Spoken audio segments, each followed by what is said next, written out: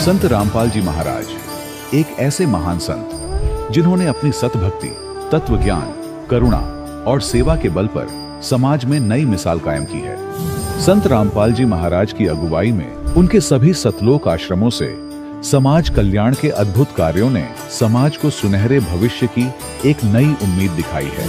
संत रामपाल जी महाराज से नाम दीक्षा लेने के बाद लाखों लोगों की लाइलाज बीमारियां जैसे कैंसर, एड्स आदि ठीक हुई। संत जी के ज्ञान से प्रेरित होकर उनके अनुयायियों ने लाखों यूनिट रक्तदान किया। संत जी ने लाखों बहन बेटियों का दहेज मुक्त विवाह करवाया।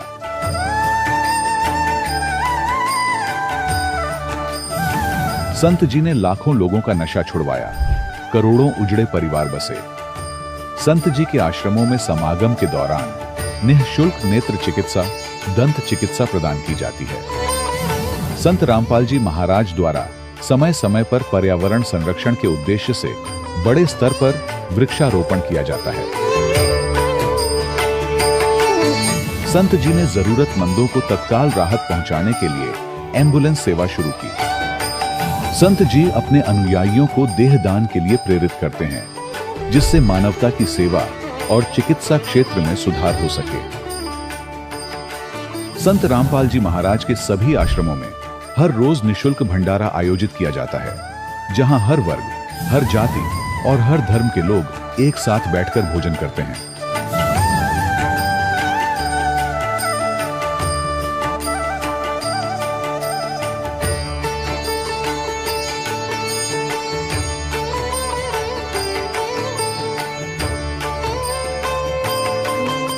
संत रामपाल जी महाराज की अन्नपूर्णा मुहिम ने गरीब और बेसहारा लोगों के जीवन में एक नई ऊर्जा और उम्मीद को जन्म दिया है।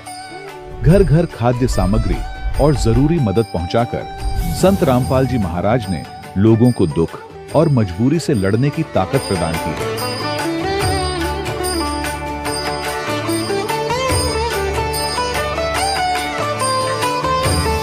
संत रामपाल जी महाराज द्वारा गरीब लोगों के लिए घर बनवाने का अद्भुत कार्य एक ऐसी मिसाल कायम कर रहा है जो सदियों सदियों संत जी की उदारता और दया भावना के तौर पर जाना जाएगा।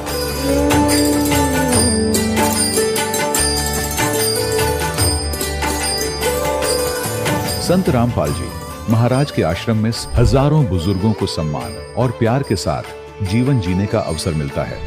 उनके खाने, रहने और स्वास्थ्य की पूरी जिम्मेदारी संत रामपाल जी महाराज उठाते हैं। अनाथ बच्चों के लिए संत रामपाल जी महाराज के सभी आश्रम किसी वरदान से कम नहीं। यहाँ उन्हें शिक्षा, संस्कार और भविष्य के लिए बेहतर अवसर प्रदान किए जाते हैं। चाहे बाढ़ हो, भूकंप या महामारी, संत रामपाल जी महाराज और उनके अनुयायी हमेशा ही जरूरतमंदों के लिए सबसे आगे खड़े रहते हैं। कोविड महामारी के दौरान संत रामपाल जी महाराज के आश्रमों से करोड़ों लोगों के लिए भोजन, दवाइयां और जीवन रक्षक सामग्रियां उपलब्ध कराई गई। चाहे गरीब की मदद हो या किसी शोषित और पीड़ित वर्ग के हक और सम्मान की लड़ाई, संत रामपाल जी महाराज ने हमेशा ही उनकी दबी आवाज को सरकारों तक पहुंचाया है और उन्हें उचित न्याय दिलवाने में अहम भूमिका अदा की है। समाज में आध्यात्मिक और सामाजिक मूल्यों के प्रति जागरूकता लाने में संत रामपाल जी महाराज हर कदम पर मानवता के सच्चे सेवक साबित हुए हैं। संत रामपाल जी महाराज का जीवन हमें सिखाता है कि सच्ची सेवा वही है जो निस्वार्थ भाव से की जाए। आइए हम भी इस महान सेवा के कार्य में इस महान संत से जुड़ें और संत रामपाल जी महाराज से नाम दीक्षा लेकर अपने जीवन को धन्य बनाएं।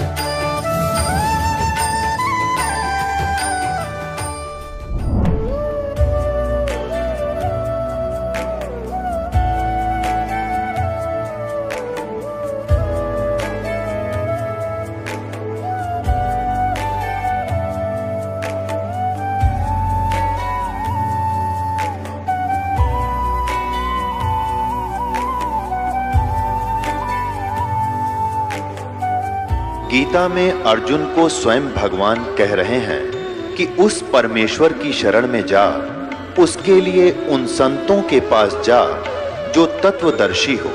इसी प्रकार हजरत मोहम्मद को उनका अल्लाह कह रहा है कि कोई और पूर्ण परमात्मा है, उसको पाने के लिए उन तत्वदर्शी संत की तलाश कर। वो प्रभु कौन है, ये जानने के लिए कृपया अवश्य सुनिए जगत गुरु तत्वदर्शी संत रामपाल जी महाराज के अमृत वचन। सत साहिब दर्शकों, मनुष्य अपने जीवन में शारीरिक सुख और मानसिक शांति की तलाश में अपने धर्म में प्रचलित सभी प्रकार की भक्ति साधनाएं करता है, लेकिन फिर भी जब उसके जीवन में न तो वास्तविक सुख मिलता है और न मन को शांति, तब वह निराश होकर नशे जैसी बुरी आदतों का शिकार हो जाता है। दर्शकों, कुछ ऐसी ही कहानी थी काठमांडू, नेपाल के रहने वाले हरिप्रसाद जी की। हरिप्रसाद जी बचपन से ही देवी देवताओं की पूजा, धूप ज्योत जलाना, व्रत उपवास करना और मंदिरों में दर्शन करना, इन्हीं साधनाओं को भक्ति मानते थे। लेकिन इन सब साधनाओं के बावजूद भी न तो इनके जीवन में सुख था और न ही शांति। लेकिन दर्शकों, आज हरिप्रसाद जी का कहना है कि इनके जीवन की दिशा उस दिन बदल गई जब इन्होंने संत रामपाल जी महाराज से नाम दीक्षा ली। हरिप्रसाद जी का कहना है कि जब से मैंने संत रामपाल जी महाराज से नाम दीक्षा ली है, तब से मेरे जीवन के सारे शारीरिक कष्ट और मानसिक परेशानियां छूमंत्र हो गई हैं। भगवान संत रामपाल जी महाराज की दया से मेरी कई वर्षों की नशे जैसी बुरी आदत भी छूट गई है। दर्शकों, आखिर ऐसा क्या है संत रामपाल जी महाराज द्वारा दी जाने वाली भक्ति साधना में कि जिन लोगों का नशा छुड़वाने में सरकारें और महंगे इलाज भी असफल हो जाते हैं, वे संत रामपाल जी महाराज से नाम दीक्षा लेने मात्र से नशे जैसी आदतों से भी बहुत ही आसानी से मुक्त हो जाते हैं। आखिर इसके पीछे की सच्चाई क्या है? आइए सुनते हैं हरिप्रसाद जी की कहानी, उन्हीं की जुबानी। सर नमस्कार। सत साहिब। सर क्या नाम है आपका? मेरा हरिप्रसाद तिवारी, मैं नेपाल से। सर क्या काम करते हैं आप? मैं वेटरनरी डॉक्टर हूँ, वेटरनरी प्रैक्टिस करता हूँ। सर संत रामपाल जी महाराज से नाम दीक्षा आपने कब ली? मैंने 2014 में लिया। संत रामपाल जी महाराज से नाम दीक्षा लेने से पहले आप क्या भक्ति साधनाएं करते थे? मैं हिंदू धर्म के नाते से ब्रह्मा विष्णु शिव गणेश सबका पूजा करते थे, श्राद्ध करते थे, विवाह व्रतबंध करते थे, सब चाड़ बाड़ जो पर्व मनाते थे वो सब मनाते थे, सब कुछ करते थे। सर संत रामपाल जी महाराज की शरण में आप कैसे आए? हम संत रामपाल जी महाराज के साथ में तो वही ज्ञान गंगा पुस्तक के माध्यम से ही आया। ज्ञान गंगा पुस्तक मिला हमको, वही पुस्तक पढ़ लिए। वो एक होटल में एक चाय की दुकान में मिल गया। वो पढ़ने से हमको इच्छा आ गया कि मेरा भक्तमती को रोग था थायराइड का। चैनल पर वो सत्संग चल रहा था कि मेरा भक्तमती बोला बरवाला आश्रम में ऐसा ऐसे गुरुजी है, चलिए वहाँ जाने से रोग ठीक हो जाएगा। तब वो हमका विश्वास नहीं था कि बहुत गुरु है, बहुत जगह गया चुके हैं, बहुत डॉक्टर लगा चुके हैं, लेकिन वो रोग ठीक नहीं हुआ। तब वहाँ भी नहीं होगा, हम क्यों जाएंगे? नहीं जाना है, पैसा खर्च करके क्यों वहाँ जाना है? तो नहीं, एक बार हमको लेके तो चलिए, कैसा है गुरुजी देखेंगे, अगर हो जाएगा ठीक हो जाएगा तो ठीक रहेंगे हम, चलिए। तब हम आश्रम आने की कोशिश किया। पहले चलने में कुछ दिन पहले चलने से मन हुआ था, तब वो नहीं चांस मिला, तो बाद में आया गुरुजी से आया। तब मंत्र दान लेने के टाइम में भी हमको संकोच आ गया है कि ये ठीक होगा कि नहीं। हम तो ताश खेलता था, गुड़ का पान पराग सुपारी खाता था, कभी कभी दारू भी पीता था, बुरा नशा था, ऐसे छोड़ने में तो बहुत मुश्किल था, इसलिए ये हम नहीं लेंगे। तब आया परमात्मा से, हम बोला कि मन से बोला परमात्मा को, हम ऐसा बुरा आदत है हमको, ये छूटेगा कि नहीं? देखिए परमात्मा, ये छूटेगा तो सही है, आप नहीं तो नहीं है, हम नहीं मानते हैं। तब वो बुरा आदत भी हमारा छूट गया। नामदान लेने से हमारा सब कुछ ठीक हो गया। भक्तमती का थायराइड भी कुछ ठीक होते होते गया, अभी नहीं है। अब वो सब कुछ अच्छा ही हुआ है, परमात्मा की कृपा से दया हुआ है, वो सब ठीक है। सर आप नेपाल से चलकर हरियाणा में संत रामपाल जी महाराज जी से नाम दीक्षा लेते हैं। सर हिंदुस्तान सहित नेपाल में विश्व भर में बहुत सारे धर्मगुरु हैं, सर, आपने संत रामपाल जी महाराज को ही अपना गुरु क्यों बनाया, उनसे ही नाम दीक्षा क्यों ली? संत रामपाल जी का ऐसा गुरु बनाने का मकसद ये है कि अच्छा ज्ञान है, अच्छा से भक्ति कराते हैं, वेद पुराण गीता शास्त्र से पढ़ पढ़ के देखा के ऐसे इसमें ये लिखा है, इसमें ये लिखा है, ये सही है, ये गलत है, गलत और सही का प्रमाण दे के गुरु जी हम लोग को वो सिखाता है, भक्ति करवाता है। सर, कुछ लोगों का कहना है कि संत रामपाल जी महाराज जी के शिष्य जो हैं, जो उनके अनुयायी हैं, वो अंधभक्ति के तहत संत रामपाल जी महाराज से जुड़े हुए हैं। आप क्या कहना चाहेंगे इस बारे में?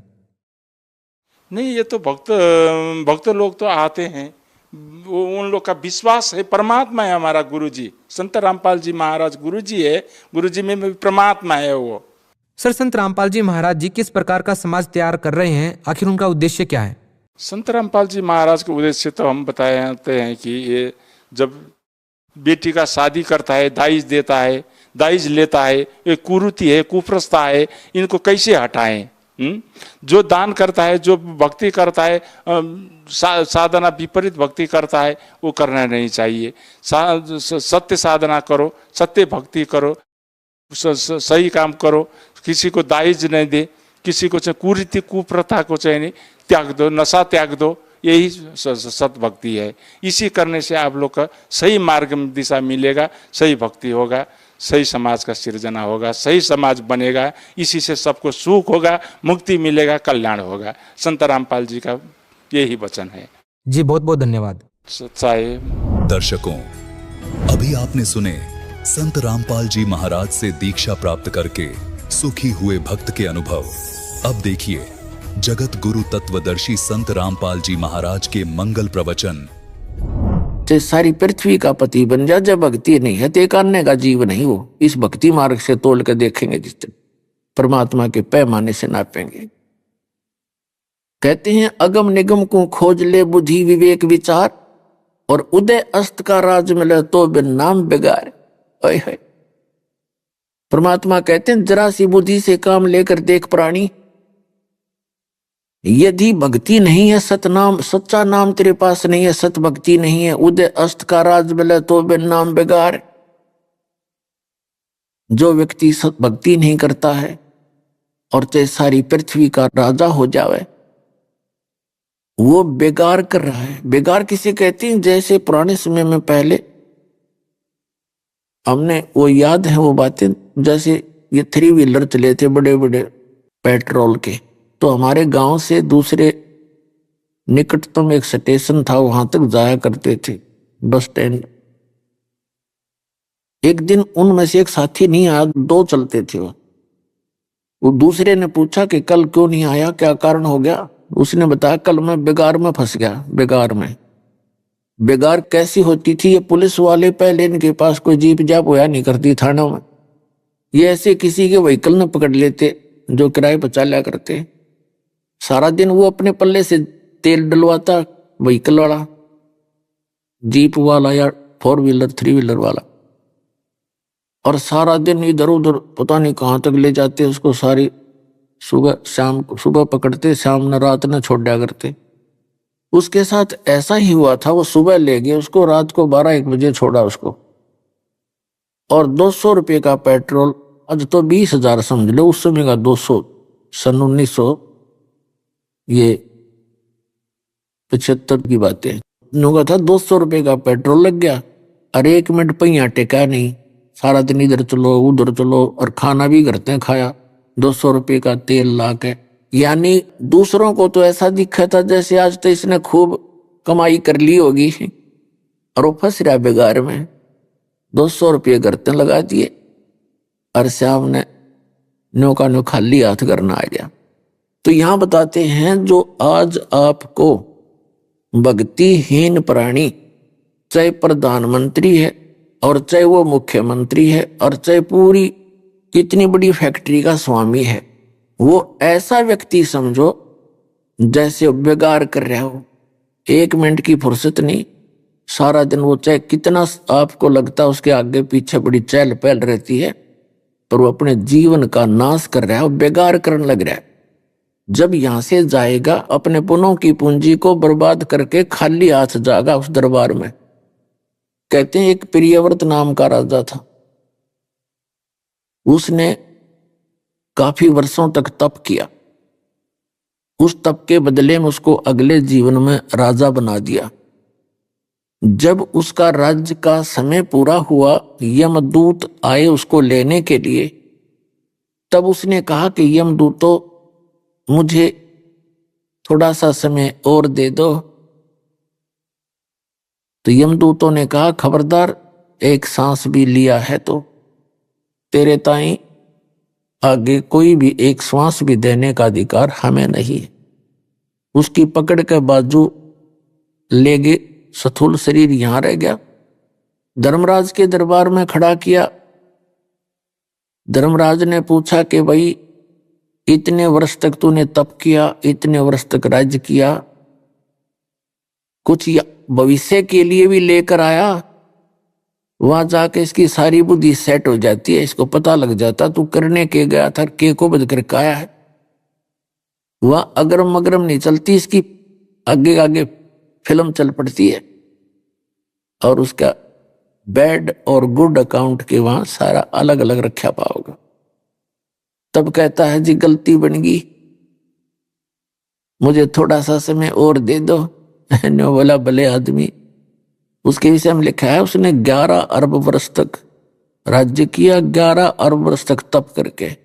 तो उन्होंने कहा कि जब तू 11 अरब वर्ष में नहीं तू कुछ फली फोड़ के लाया, ईब के कला तोड़ेगा, चल गधे की योनि में चल। कबीर साहब कहते हैं, कबीर हरि के नाम बिना ये राजा रसब हो, और माटी लदे को मार के फिर घास ना डाले कोई।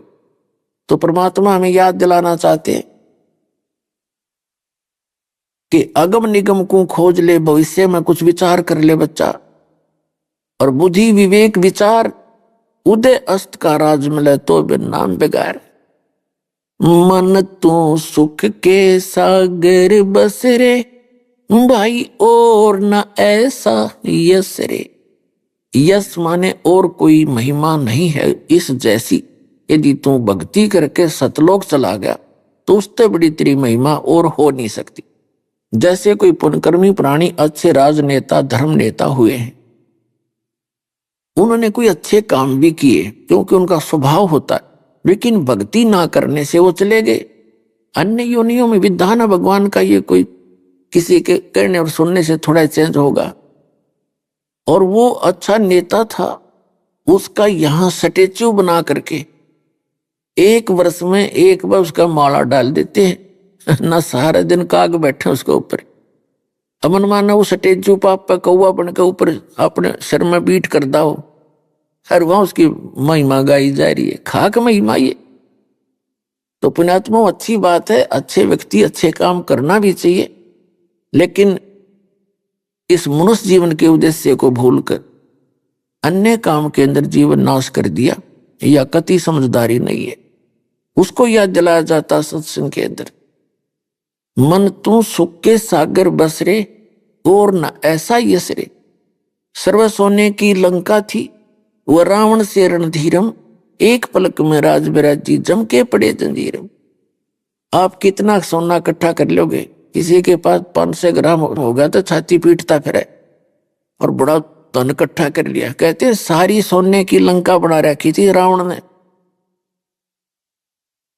परमात्मा कहते हैं कि भक्ति बिना क्या होता है, ये भ्रम रहा संसार, और 1 ग्राम सोना पाया नहीं रावण चलती बार। सोने के महलों में लेटा करता, जाते समय कहते 1 ग्राम 1 रति सोना नहीं ले जा सका। तो वो खाक था उसका था क्या वहां पर? उसने जो करना चाहिए था वो किया नहीं। लेकिन ये भी नहीं कह सकते कि रावण ने भक्ति ना करी, लेकिन जैसे गुरु मिले, अपने आत्मा मानव का दोष नहीं, भक्ति मार्ग के जितने धर्म गुरु नकली हैं, असली धर्म गुरु तो असली काम किया करते। ये नकली जो धर्म गुरु हैं, इनको स्वयं नहीं पता तुम कि हुआ बाई बकरे और इतने अनमोल जीवन को नाश करने जा रहे हैं। पुण्यात्माओं की एक एक सांस की कीमत है, इनकी नाश करवा दिया अनजानों ने।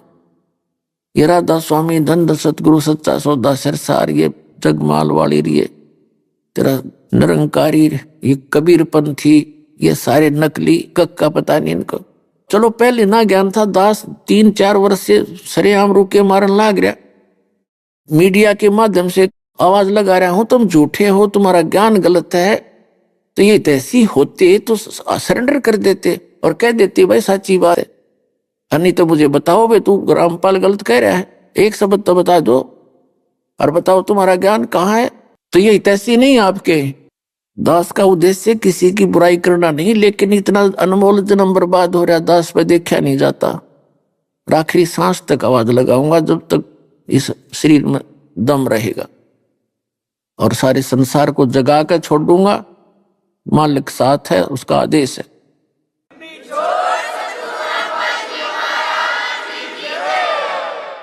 जब आपको ज्ञान होगा, नींद आनी बंद हो जाएगी आपको। जो इतना समय वहां खो दिया नकलियों के पास, कोई 30 वर्ष में कहता जी 30 वर्ष लगा दिए वहां पर, कोई कहता 40 वर्ष बर्बाद कर दिए। अब आज उनको बर्बाद दिखाई देता उस समय वास्तव में, और पहले उसको परम धनी मान के उन संतों के चिपके बैठे थे। तो पुण्यात्माओं कोई बात नहीं, इस काल ने बड़े बड़ों को धोखा दे दिया, पर अब दास के साथ परमात्मा है जिसने यू काम करना ही करना है। ये समय है निर्धारित। इन संतों ने एक दिन सरेंडर करना पड़ेगा, ना वहां कोई नहीं रहेगा, पब्लिक यहां आ लेगी सारी, अपना कल्याण कराऊंगी।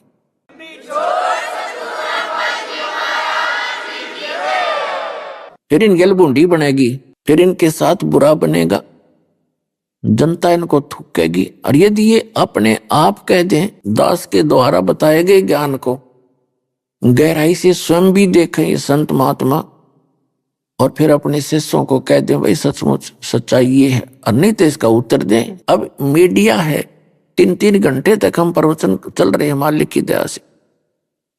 नहीं तो कहीं किसी टीवी पर कोई जरा सा भी उल्ट सुल्ट बोल दे तो उद्मस्तार दे ये नकली है।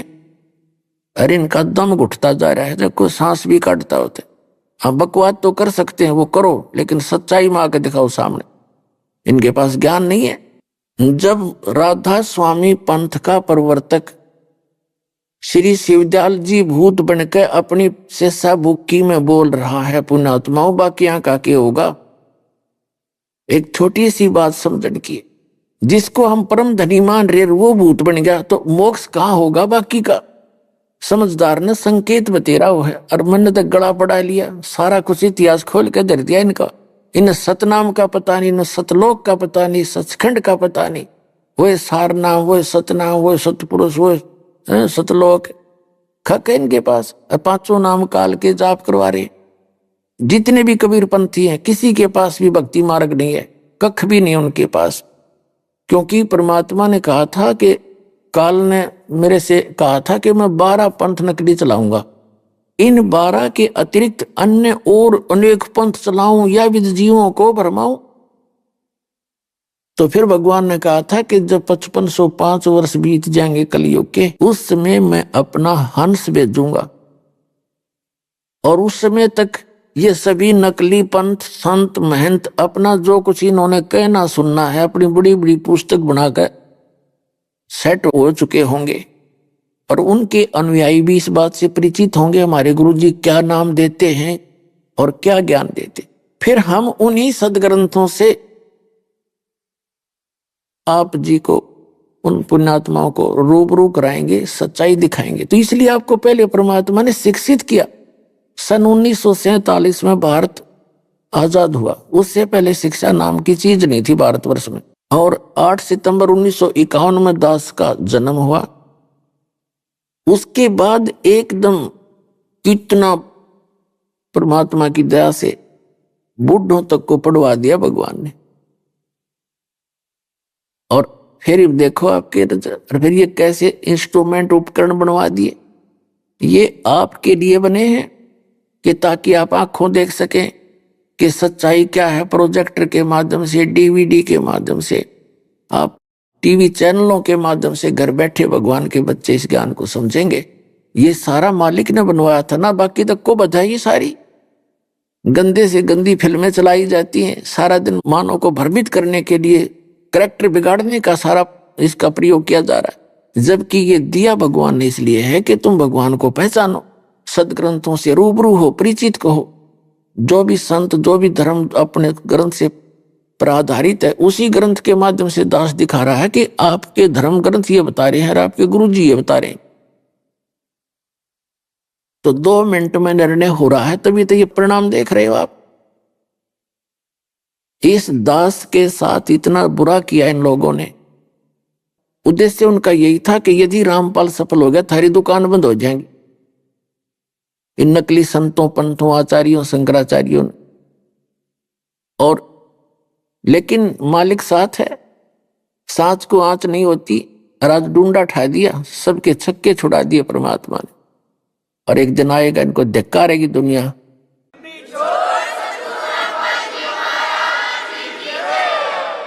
तो पुण्यात्माओं, जो भगवान के मार्ग में बाधा करते हैं वो बिल्कुल मंदबुद्धि के व्यक्ति होते हैं, जिनको दूसरे शब्दों में दुष्ट कह सकते हैं। वो तो ऐसे होते हैं जैसे रेल की पटरी पे अंधा गधा खड़ा हो गया, उसने गाड़ी आने की आवाज सुनी, उसने सोचा कोई तुझे डिस्टर्ब करने के लिए और इधर ही आ रहा है। जिधर से उसको गाड़ी आती महसूस हो रही थी, उस तरफ दोनों पैर कर लिए पिछले कि आण दे निकट। अरे इसका लात मार, उसने दोनों दलोती मारी। जब गाड़ी निकट सी आलियन देने सोचा ये तो ऊपर चढ़ गया, कौन है तेरे नोना बेरा मूर्ख, तू खड़ा है रेल के मार्ग में, तेने एक तरफ होना चाहिए था। तो उसने दोनों दलत्ते मारे और वो पटक दिया, ठा गए। तो कंस ने मारे थे दोनों लात, रावण ने मारे थे, हिरण्यकशिपु ने भी ऐसे अंधे गधे का काम कराया था। और अब भी जो इस दास के परमात्मा के मार्ग में जो बाधा करेगा वो अंधा गधा ही होगा, ये सत्कर मान लेना।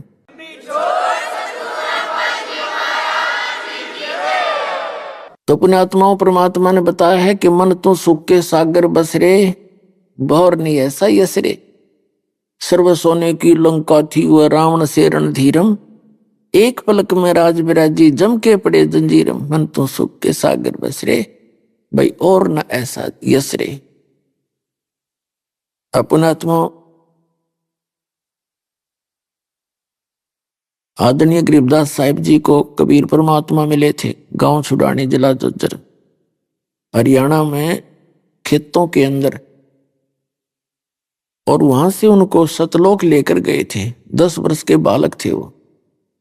फिर वहां से सारा कुछ ऊपर की सब क्रियाएं, सब तत्व ज्ञान से परिचित करा के गरीबदास महाराज ने परमात्मा को आंखों देखा, ऊपर की सारी स्थिति को आंखों देखा और फिर आके बयान किया कि उनको वापस छोड़ा अपना गवाह बना के कबीर भगवान ने। तब उन्होंने कहा कि मन तू चल रे सुख के सागर, जहां पर शब्द सिंधु रत्नाकर।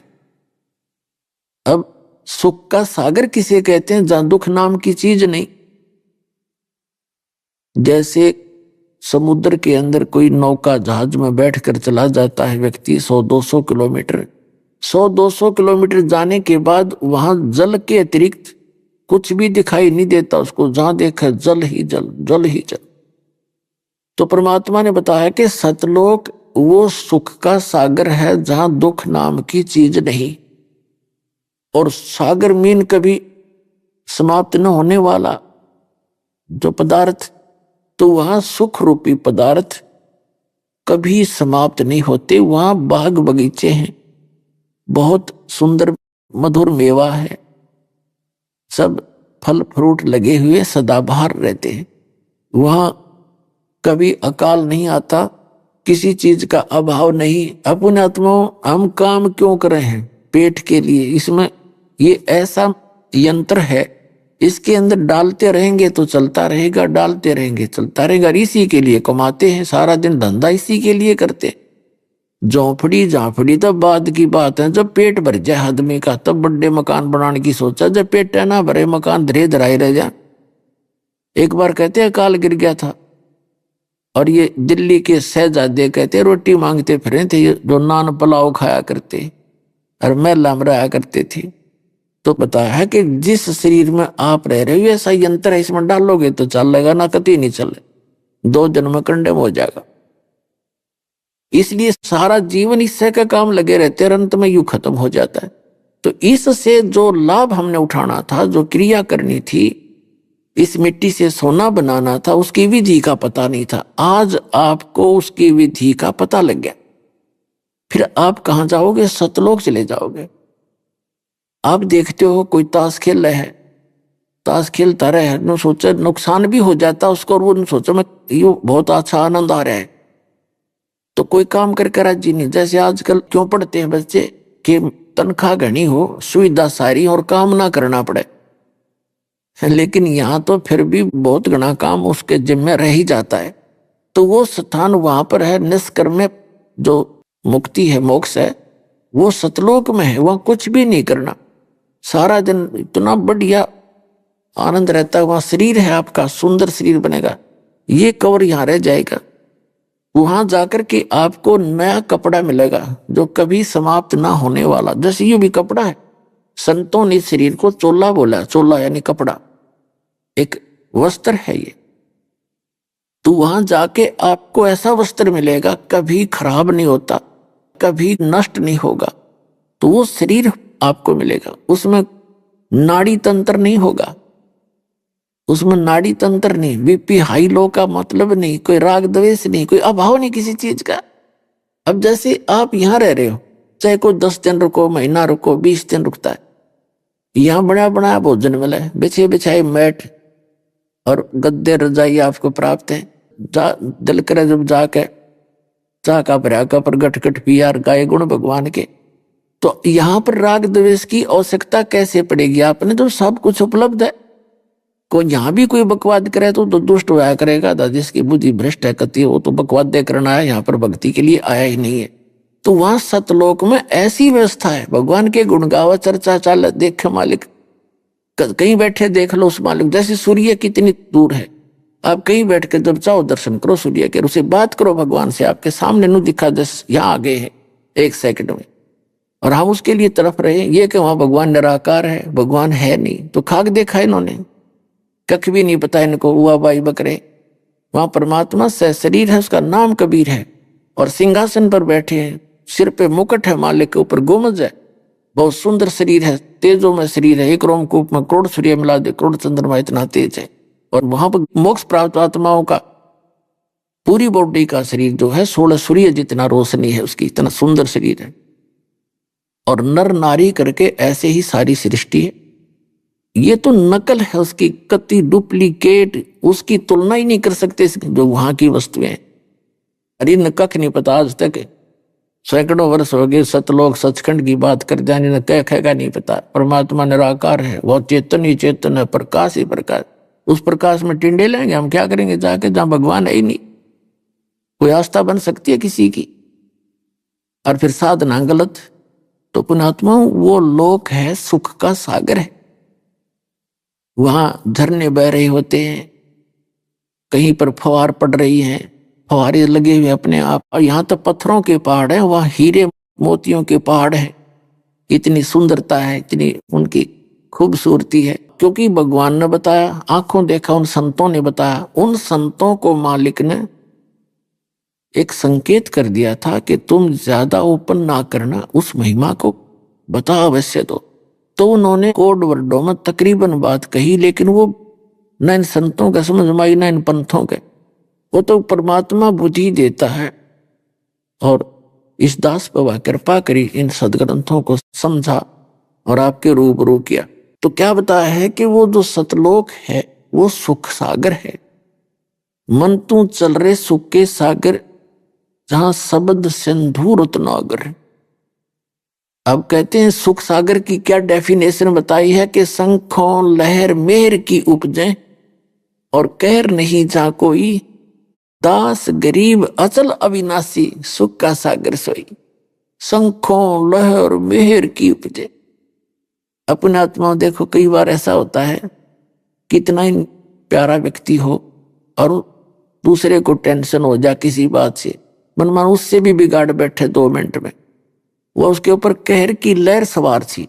जैसे कई बार दास के साथ तो बहुत बार हो जाता है, जब अकेला बैठा होता हूं, ऐसी हिलोर सी उठती अंदर से, जैसे कोई भी पराया सा नहीं लगता, सब अपने से दिखे, चाहे किसी ने कितना दुख दे रखे हो हमारे को, उसके प्रति भी द्वेष पैदा करने से भी नहीं होता। तो वो मेर की लहर थी। और उसके जाने के बाद फिर नो का नो खचड़ा भर जाता है, वह ऐसी तरह की मन में खट्टापन, वह बुराई सी आ जाती है।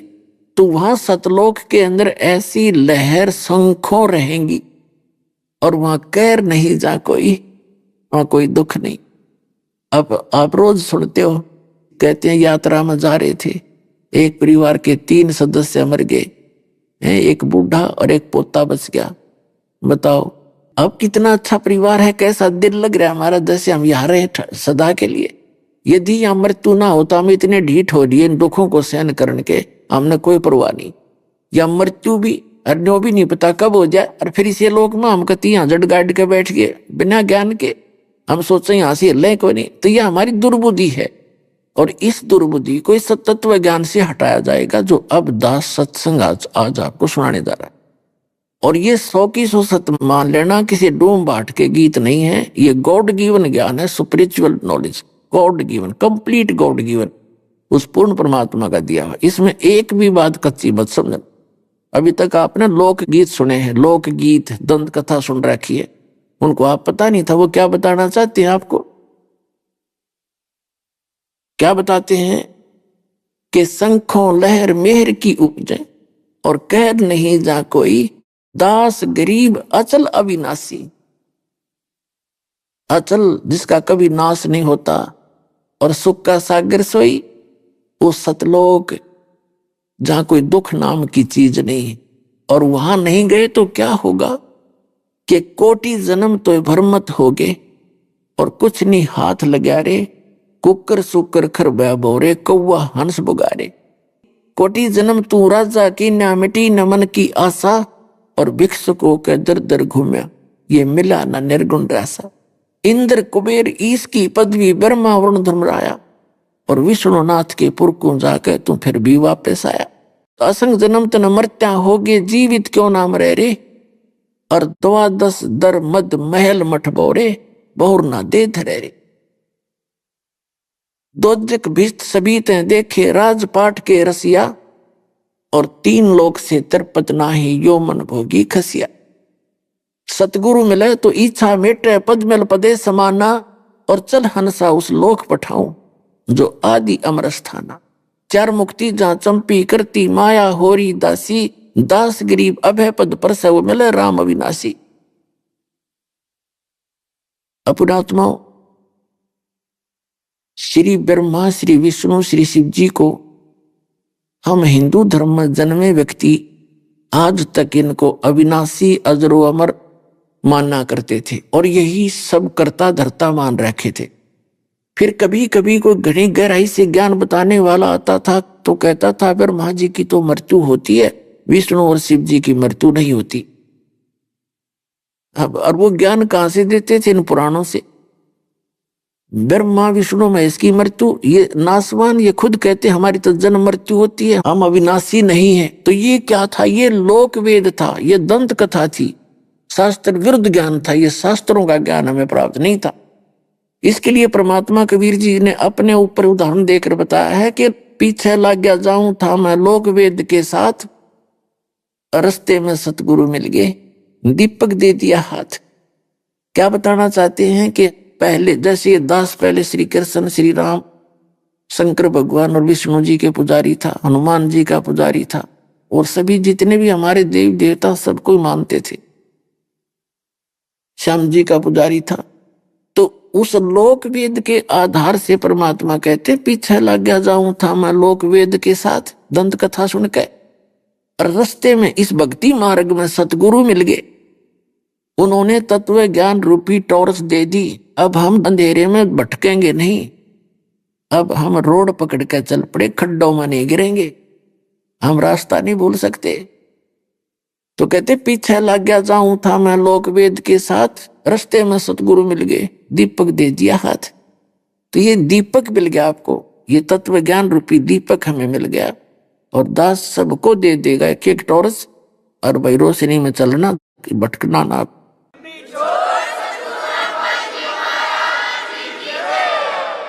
अब आपको दिखाते हैं, इन्हीं सदग्रंथों को हम शिरोधार्य माना करते थे। ये देवी पुराण थी, विष्णु पुराण थी, शिव पुराण थे, जितने भी। और इनमें लिखा क्या था? श्रीमद् भगवद गीता, पवित्र चारों वेद, पवित्र गीता, इनको हम शिरोधार्य मानते थे। और हमारे धर्म गुरुओं को इसका कख भी पता नहीं। Even writer of the Gita, writer of the Purana, उनको पता नहीं। राइटर ऑफ द वेद, उनको पता नहीं इनमें लिखा क्या। पुणात्मा और रहम किया दाता ना आपके ऊपर। इस दास को यह बुद्धि दी, इन सदग्रंथों को ठीक से जाना और आप तक पहुंचाया। ये मेर है उस मालिक की। ना ये काल के दूत इतने भयंकर हैं, ये तो ग्रह समझ लो, आपस में लड़ा मारते हैं झूठी बकवाद करके, वो ऐसा है, वो ऐसा है। और मेर करी दाता ने ऐसे इंस्ट्रूमेंट दे दिए। दास को सफलता इसी से मिली है कि सदग्रंथ दिखाए सबसे पहले।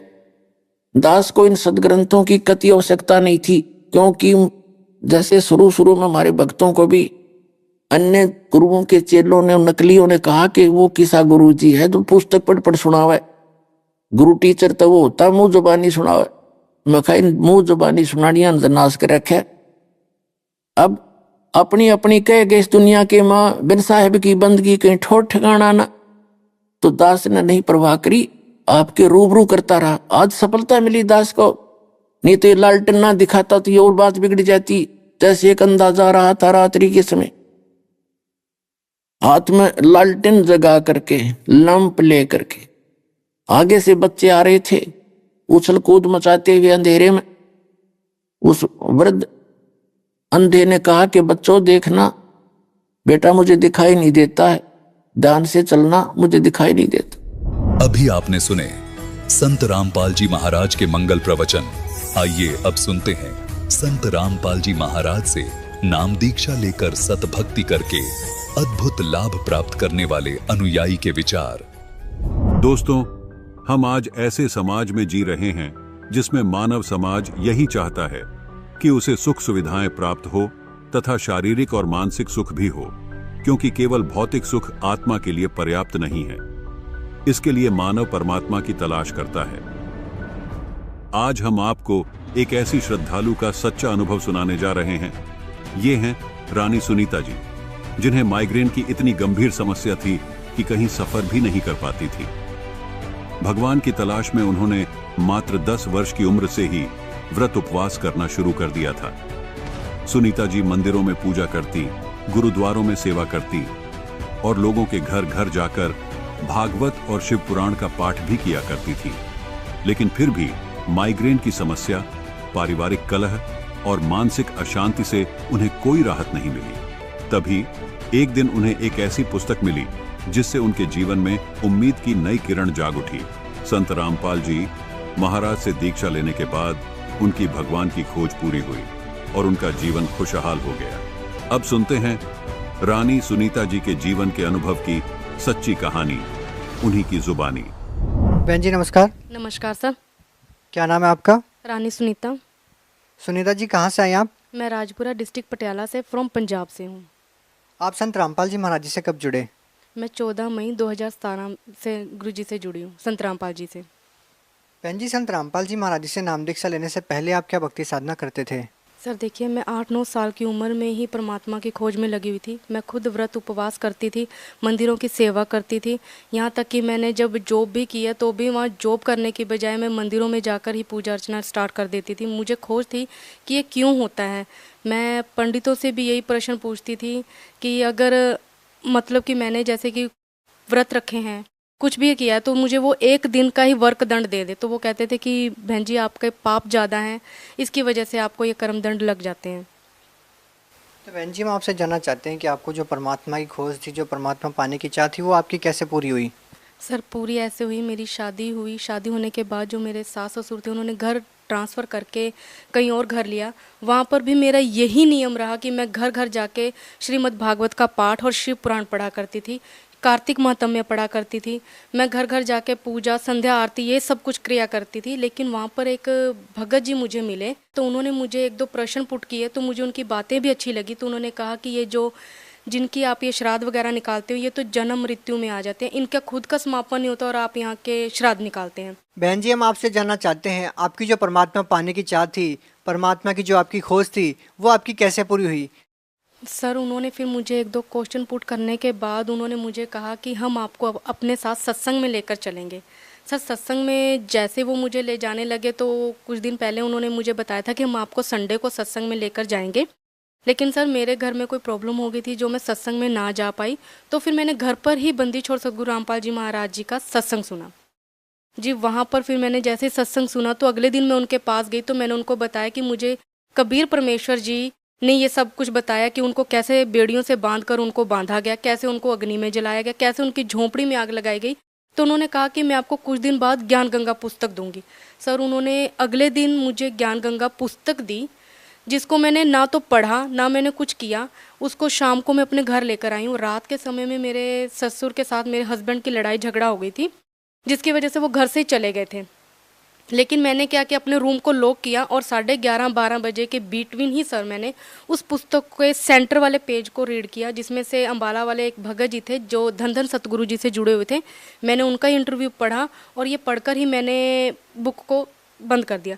सुबह सर मॉर्निंग में मैंने कनक साफ करते हुए परमेश्वर कबीर साहब जी को देखा, जो मुझे बोल रहे थे कि आप अपनी मम्मी जी से बोलो कि आप नाम दीक्षा लेना चाहते हैं।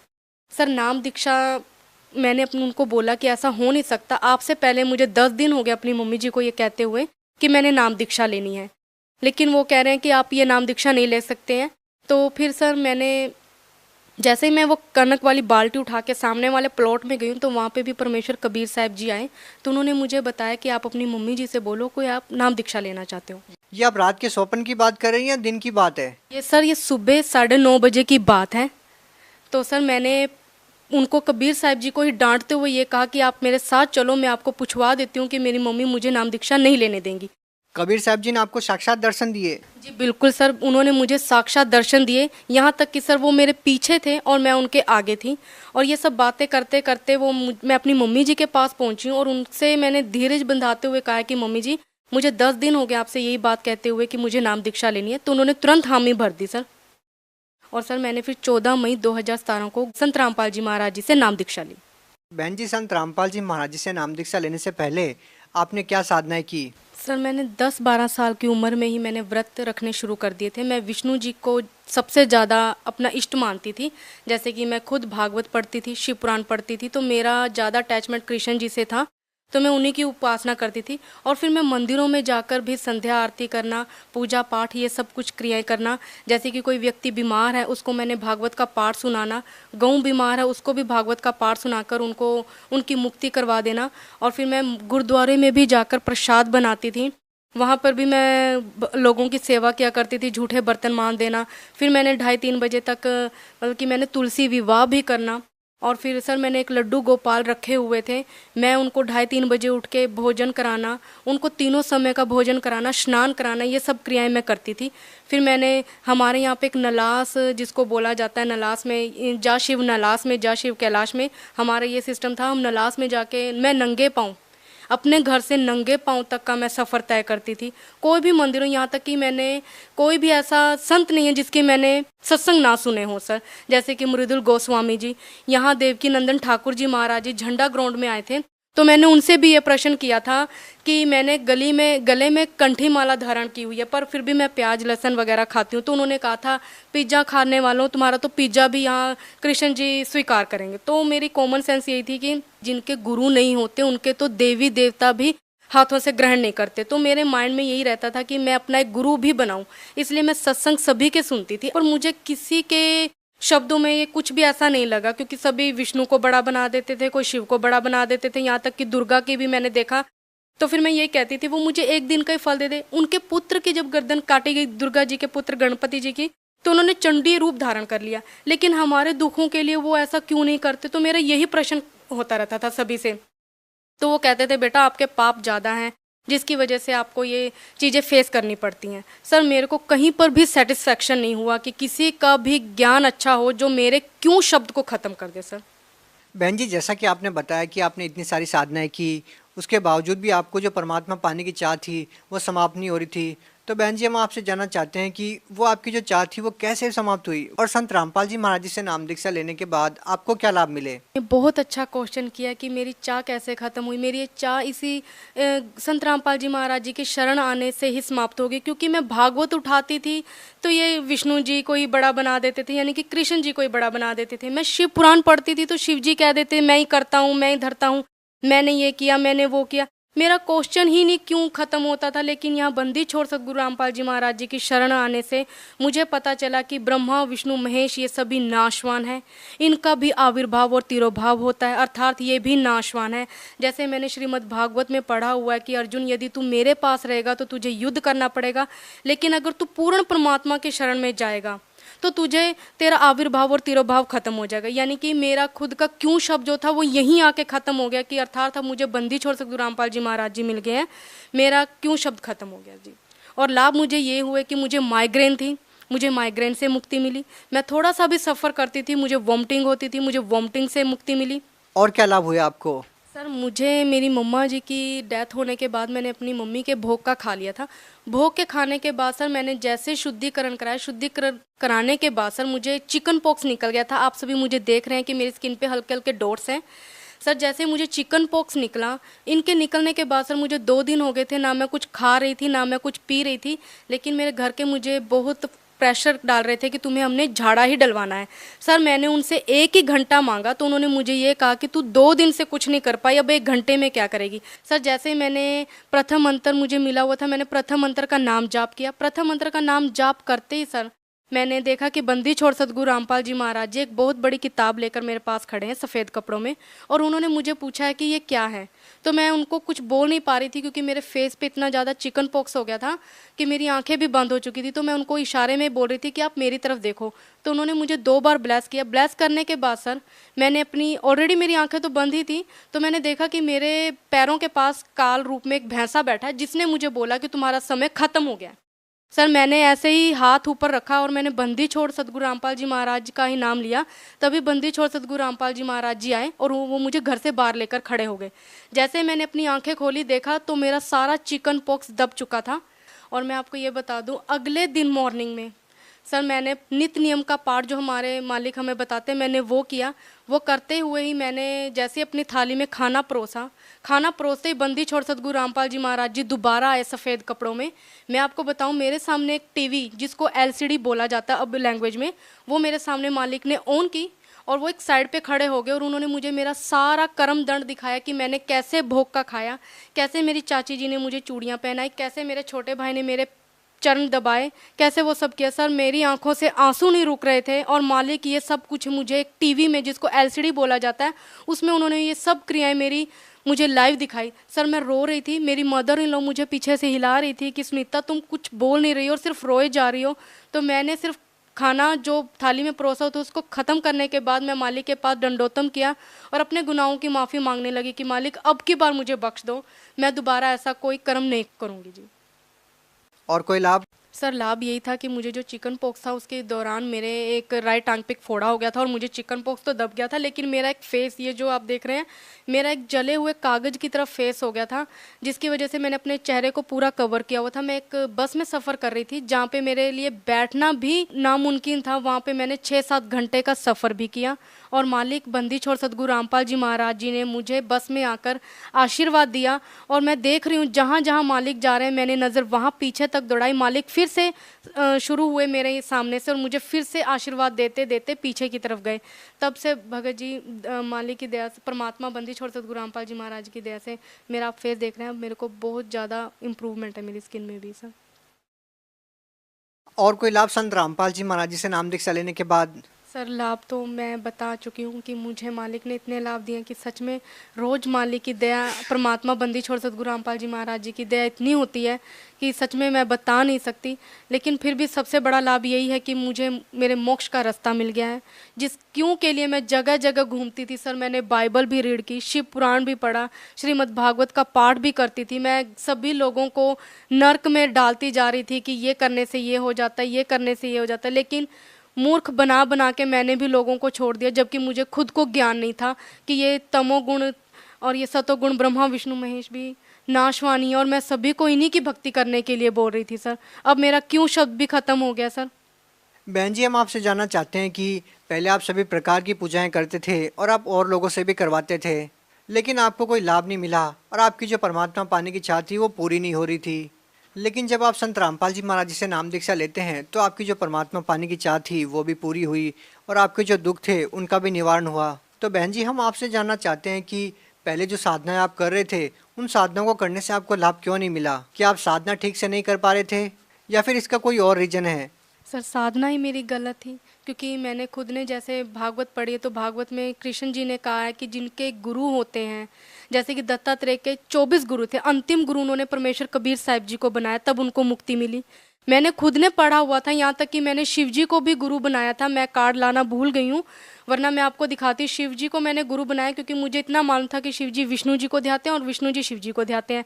बस यही कॉमन सेंस मैंने यूज़ कर रखी थी, तो इसी की वजह से मैंने शिव जी को अपना गुरु बना लिया। इष्ट मैंने अपने विष्णु जी को ही रखा, लेकिन ज्ञान ही नहीं था क्योंकि इनकी साधना ही सही नहीं थी सर। बहन जी, आप उन साधनाओं को कैसे गलत बता सकते हैं? हिंदुस्तान में लाखों करोड़ों लोग हैं जो उन साधनाओं को करते हैं, वो भी भागवत गीता का पाठ करते हैं, देवी देवताओं की पूजा करते हैं। आप उनको कैसे नकार सकते हैं, उनको कैसे झुटला सकते हैं?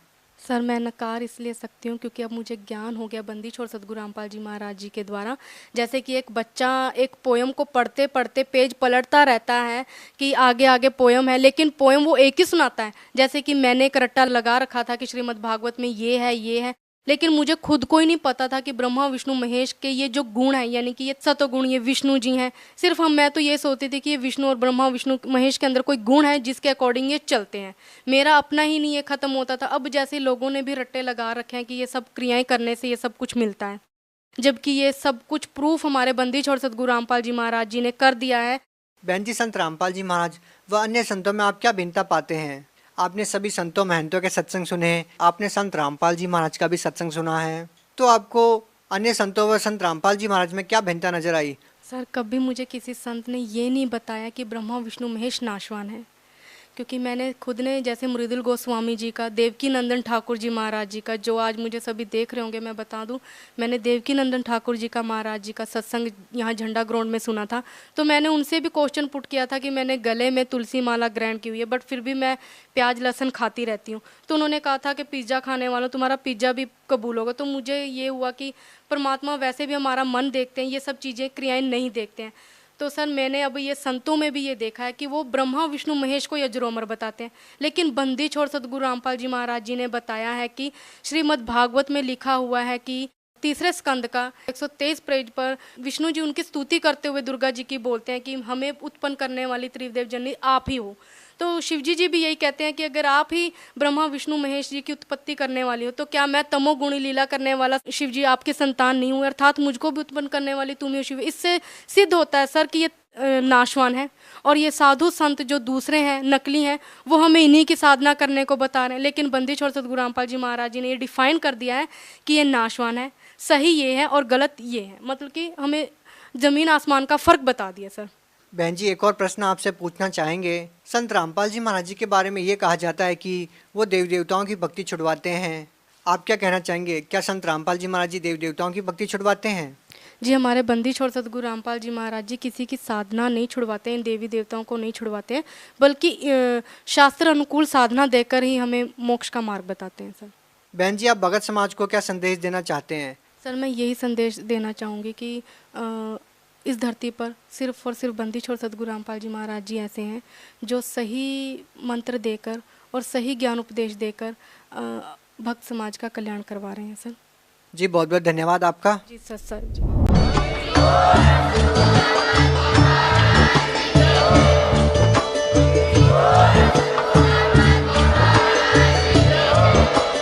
आप सुन रहे थे जगत गुरु तत्वदर्शी संत रामपाल जी महाराज जी के मंगल प्रवचन। अधिक जानकारी के लिए विजिट कीजिए हमारी वेबसाइट www.jagatgururampalji.org। संत रामपाल जी महाराज जी के शुभ आशीर्वाद से पूरे विश्व भर में 500 से भी ज्यादा नाम दीक्षा केंद्र हैं, जिन पर संत रामपाल जी महाराज जी द्वारा ऑनलाइन निशुल्क नाम दीक्षा दी जा रही है। अपने नजदीकी नाम दीक्षा केंद्र का पता करने के लिए संपर्क करें 8222880541।